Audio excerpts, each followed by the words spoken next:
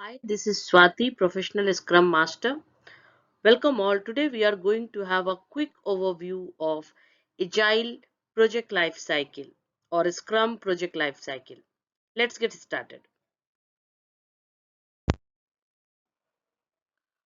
We will start from the basic, and here is the Scrum Card.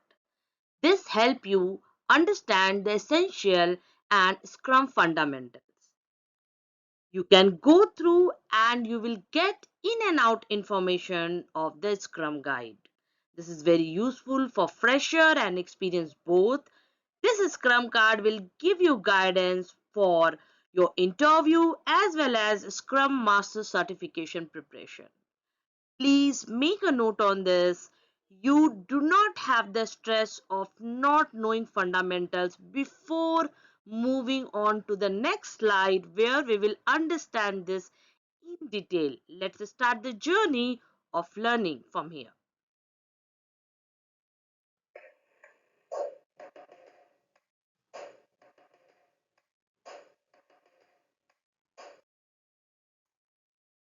Agile is a umbrella where we are having many frameworks.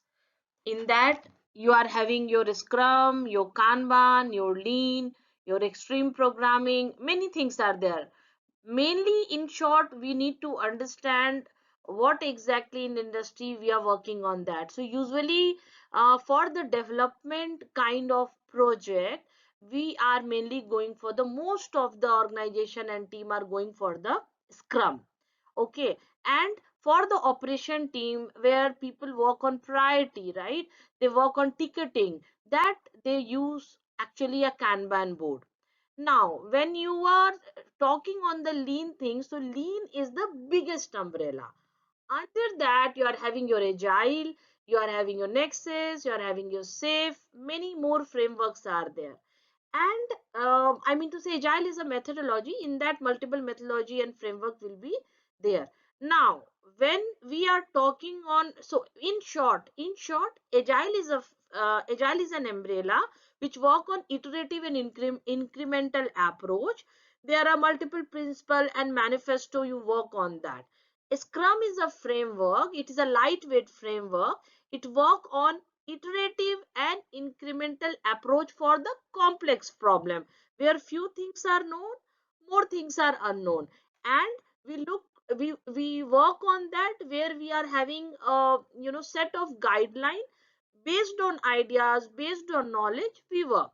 Now when we start working on Scrum or Kanban, so first of all, any any team, whether it is a development team or a support team, they can use any tool, either Azure DevOps, either they can use Jira, or multiple tools are there in a market. They are having some, the again set of people who actually manage these board, usually a Scrum Master. They can having a board in that tool, either a Scrum for a development, uh, for a support it can be a Kanban. The difference on only very simple, that in Kanban we work on the ticketing and based on the priority basis, and here in Scrum we work on a timeline basis. In a Kanban you are having a specialist for a particular area, and you in a Scrum you are having a cross functional team, means people are having whatever is required for that project, all the skill is there. Now when we move ahead, we are having a set of roles in that, what we have seen, like product owner, Scrum Master, developer or development team. Now again a development team, what they do, they convert, they pull the PBIs from a product backlog, they plan how to move ahead to reach the sprint goal, and they deliver that increment as per the DOD, definition of done. And a product owner, what they do, they order the product backlog, they define it by with the Scrum team.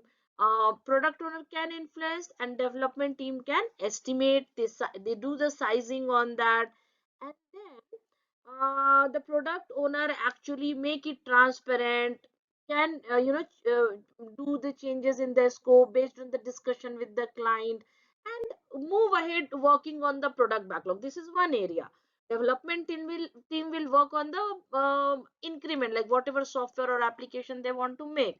Scrum master will facilitate and also serve the organization to establish this framework, or serve the development team if any impediment or anything need to facilitate, make sure that values and the empirical pillars has been properly applied, the events are time boxed and happening, there is no conflict in the team, managing boards, user stories and all, blah blah.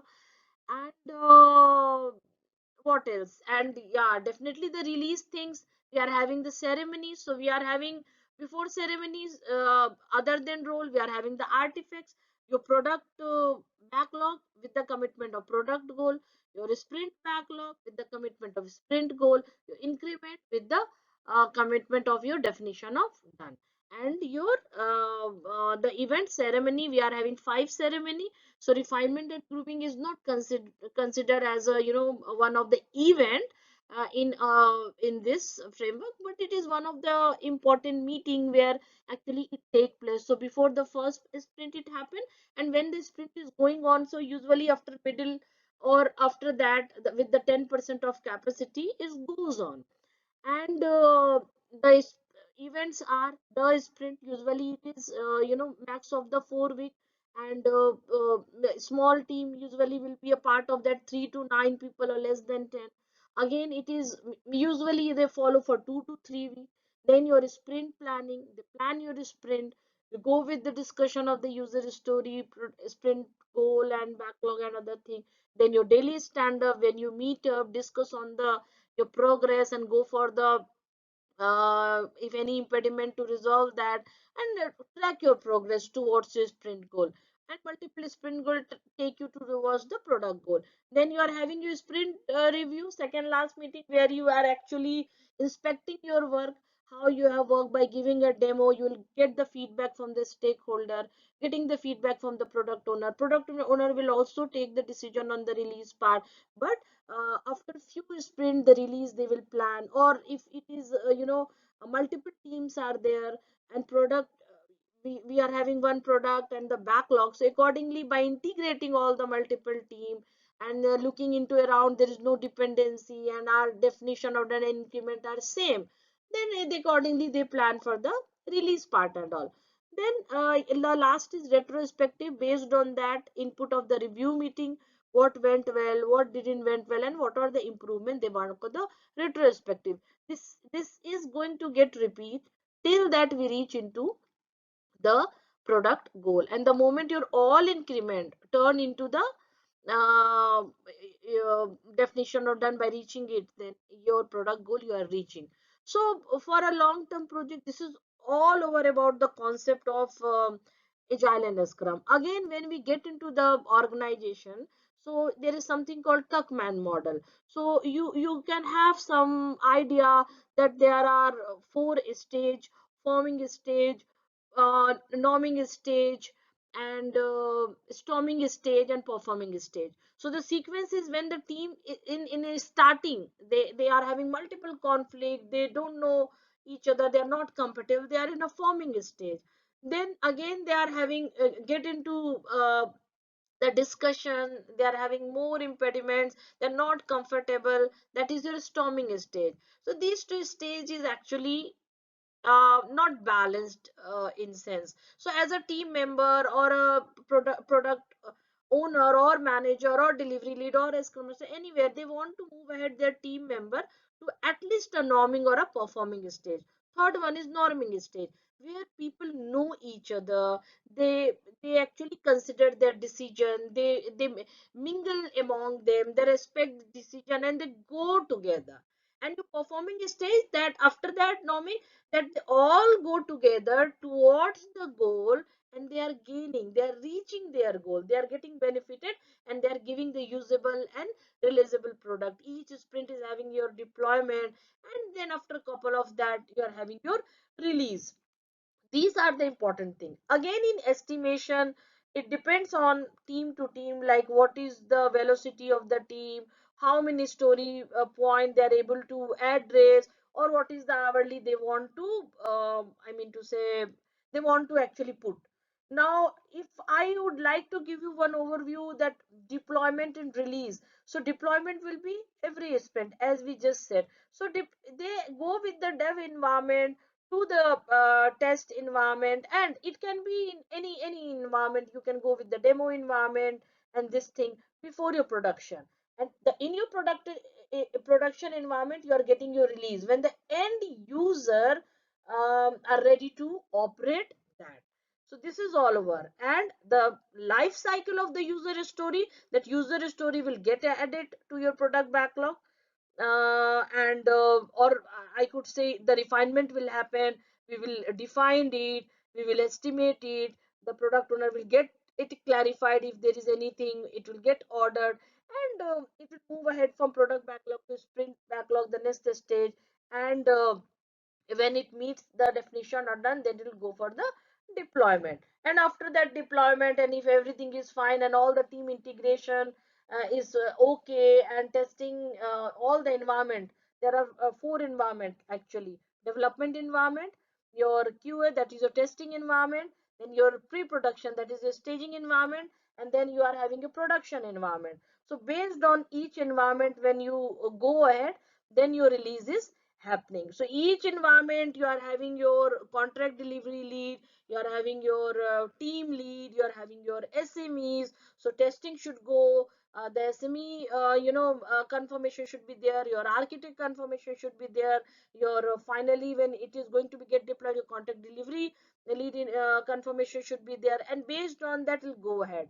Then you are having your dry run, either by the business or with the customer, and then you are having your user acceptance testing. It is also going on a phase wise. So when you are having the first deployment, and after that they will get checked. When you are having a multiple deployment, you are getting it released. So before that, you will go with four phases, all the environment it will go ahead. And in your pre-production environment, actually the business is go take it ahead for the SAT, a system acceptance testing, and your UAT, user acceptance testing. So they will actually check, okay, this is working properly. Based on that is required. If there is any fault, or if there is any bug, if there is any defect, again it will come to the development team or the testing team. Based on that, vendor is going to work, or the whatever organization or team is working, they will work around it, they will develop it, they will test it, and again it will send to the business. They will do the dry run, they will check it. Architect is also involved, technical team is also involved, and then the business is going to check. They will conduct the UAT. They can, again there is, they can do in a multiple way, but in short they will look into the whether it is acceptable or not.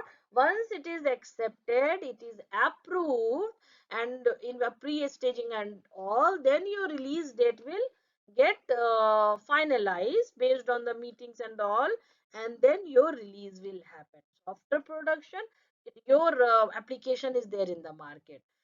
Again, based on the contract between both the parties, if any upgradation or enhancement is required, so based on the changes, as the client will communicate, the changes can be work around on it in a production environment itself.